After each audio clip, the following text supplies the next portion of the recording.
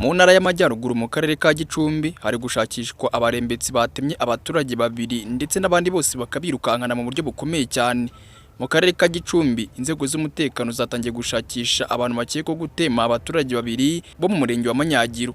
Abakomeretse nimfashije Innocent na David bo mu kagari ka Remera, umudugudu wa Gasiza batemaguye n'abarembetsi mu ijoro ryo kuri tariki ya 8 Gicurasi 2026 ahagana saa 3 z'ijoro. Amakuru avuga ko aba baturage bahise bajyanwa kwa muganga nyuma yo gukomereka bikomeye, ubu bakaba bari kwitabwaho mu bitaro bya Byomba Hospital.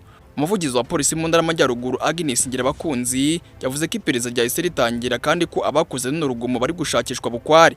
Yagize ati inzego zibishinzwe zikomeje ibikorwa byo guhiga abakekwaho kugira uruhare muri iki gitero kugira ngo bafatwe bashyirizwe ubutabera. Abarembetsi ngo n'abantu bateye mu duce dutandukanye two mu karere ka Gicumbi, aho bagenda basanga abaturage maze bakabahondagura bikomeye, bamwe bakirukanka abandi bagafatwa, ndetse rwose ngo bashe baramufata bakamuhondagura akamwaka ibyo afite maze bakirukanka. Nkuko ibona imbere yawe, ubu ni umugabo wakubiswe ndetse urabona ko rwose yakomerekejwe cyane mu buryo bukomeye cyane, ariko akimara gukomereka bahise bamujyana kwa muganga, ndetse abantu barembetsi ngo bamukubise bahise birukanka baracika. Abaturage babona birukanka ariko bararenga. Kugeza ubu ngubu polisi ribonetse n'izindi nzego zitandukanye zikaba zikomeje kubayiga bukware, ndetse ko rwose bamaje kuyogoza abaturage muri kano karere ka Gicumbi mu bice bitandukanye bya kano karere. Abaturage muri kano gace basabwe gukomeza gutanga amakuru yafasha mu gufata abagizi ba nabi ndetse no gukumira ibikorwa by'urugomo bishobora guhungabanya umutekano w'abaturage. Ngaye ngo kora kugeza ubu ngubu inzego z'ibanze z'umutekano ribonetse na polisi bakaba bari muri kano karere ka Gicumbi bahiga bano bantu rwose bigize akarakajya he, kuko ngo nta muturage ukijya guhaha n'uvuyeyo bahita mwakutwa ubundi bagatatwiba bagatabirukanka. Mbabwira ni ibingibi byabereye mu karere ka Gicumbi mu ntara y'Amajyaruguru,